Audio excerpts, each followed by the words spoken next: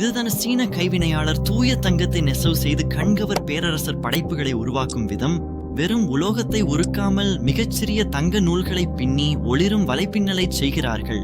அந்த வலைப்பின்னல் முழுமையாக தட்டிய பின் அதை கவனமாக வட்டமாக வெட்டி ஒரு உறுதியான தங்கச் சுற்றில் பூட்டி அந்த பதக்கத்தின் அடித்தளமாக அமைக்கப்படுகிறது. வடிவமைப்பை உயர்த்த அவர்கள் பிலிகிரி எனும் பண்டைய நுட்பத்தை ஆள்கிறார்கள். இதில் முடி போன்ற மெல்லிய தங்க நூல்கள் துண்டாக்கப்பட்டு பின்சட்டிகளால் சுருள்களாக வளைக்கப்படுகின்றன.